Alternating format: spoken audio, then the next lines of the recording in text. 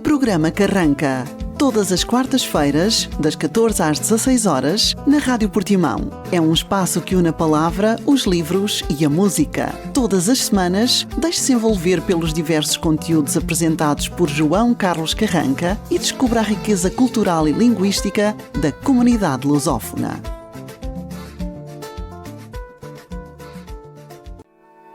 E aqui entramos com o livro, com o autor ou com ambos, mas nunca com nenhum. Continuamos hoje no século XIX, tal como no passado programa que fizemos sobre os Maias e Eça de Queiroz, porque hoje vamos falar de Alexandre Herculano. Alexandre Herculano foi um dos grandes escritores, historiadores e intelectuais portugueses do século XIX. Nasceu em Lisboa em 28 de março de 1810 e faleceu em Santarém a 13 de setembro de 1877.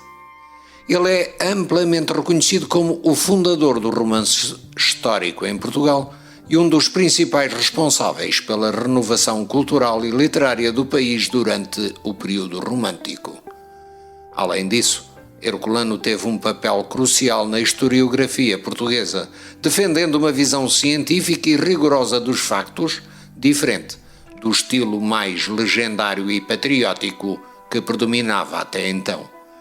Herculano é considerado o pioneiro do romantismo em Portugal, movimento literário que celebrava a emoção, a imaginação e a cultura nacional. O seu romance mais famoso, Eurico, o Presbítero, de 1844, é um exemplo claro da influência romântica, trazendo elementos históricos e personagens que encarnam a paixão e o heroísmo, características desse período. Outras obras, como O Monge de Cister, 1848, também exploram o drama histórico e o conflito entre o dever e o amor, abordando temas como a luta entre cristãos e muçulmanos durante a Reconquista de Portugal. Herculano, contudo, também se destacou pela sobriedade e pelo tom mais crítico das suas obras, diferenciando-se dos exageros sentimentais típicos do romantismo. Como historiador, Herculano é lembrado pela sua pesquisa rigorosa e pela busca de uma historiografia objetiva. A obra História de Portugal, publicada entre 1846 e 1853, é um marco do estudo histórico de Portugal, onde ele se empenhou em desmistificar muitas tradições e lendas que se haviam misturado à história nacional. Ele acreditava que a história deveria ser baseada em fontes verificáveis e adotou uma abordagem mais crítica, sendo por vezes mal compreendido e criticado pela sociedade portuguesa da época. A sua visão desmistificadora não agradou a todos, especialmente em relação a temas delicados como a Inquisição e a suposta fundação de Portugal por Viriato. Alexandre Herculano era um liberal convicto e foi um defensor da liberdade, da justiça e do progresso. Participou ativamente na política, sendo um crítico da monarquia absolutista e um defensor do constitucionalismo em Portugal. Chegou a envolver-se na Revolução Liberal e participou do movimento que resultou na aprovação da Constituição de 1822, documento que garantia direitos e liberdades civis. A vida política de Herculano, contudo, era marcada por uma independência de pensamento que o afastava de partidos políticos de então. Ele afastou-se da política nos seus últimos anos, desgostoso com o cenário político, e manteve-se em retiro na sua propriedade rural em Valdelobos, distrito de Santarém. Herculano foi uma figura influente para a sua época e para gerações posteriores de escritores. Na literatura, ele abriu caminhos, como dissemos, para o romance histórico, que se tornou um género muito explorado em Portugal e continuou a ser cultivado por autores como Eça de Queiroz, seu contemporâneo e admirador. A sua crítica à Igreja Católica e às instituições tradicionais também marcou uma postura mais crítica e cética em relação à autoridade e aos costumes da época. Em suma, Alexandre Herculano é um dos pilares da cultura portuguesa, reverenciado tanto pela sua produção literária quanto pelo seu rigor como historiador e pela sua visão progressista. Ele deixou um legado da busca da verdade, pela liberdade de expressão que ressoa até hoje na literatura e na historiografia de Portugal.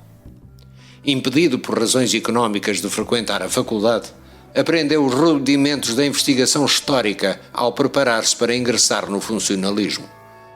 Com 18 anos, manifestava-se já a sua vocação literária, aprendendo francês e alemão e lendo românticos estrangeiros. Inicia-se nas tertúlias literárias pela mão da Duquesa de Alorna, que reconheceria mais tarde como a sua mentora. Por razões políticas, exila-se primeiro em Inglaterra e depois em França. Aqui, familiariza-se com a obra de historiadores, lendo o que seriam os seus modelos literários, como Chateaubriand ou Lamennais. Em 1832, depois de participar no desembarque das tropas liberais no Mindelo e na defesa do Porto, é nomeado nesta cidade segundo o bibliotecário e apontado como organizador dos arquivos da biblioteca. Publica em 1834 e 1835 importantes artigos de teorização literária na revista Repositório Literário do Porto. Em discordância com o governo setembrista, demite-se em 1836 e, já em Lisboa, dirige a mais importante revista literária do romantismo português, o Panorama.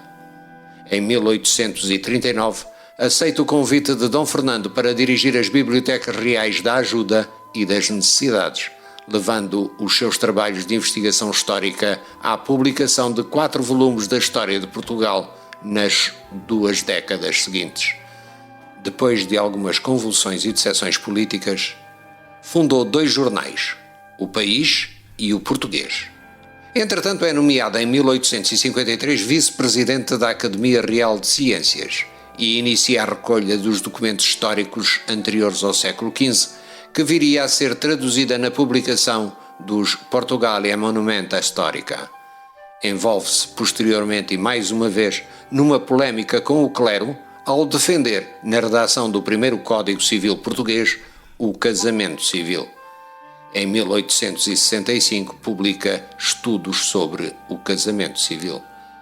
Em 1867, decepcionado e após a morte de Dom Pedro V, retira-se para a sua quinta em Valdelobos, distrito de Santarém, onde casaria com Dona Maria Hermínia Meira, sua namorada da juventude. Manteve algum trabalho ainda, orientando a publicação do primeiro volume de Opúsculos e correspondendo-se, periodicamente e episodicamente, com figuras políticas e literárias. A sua morte originou manifestações nacionais de luto.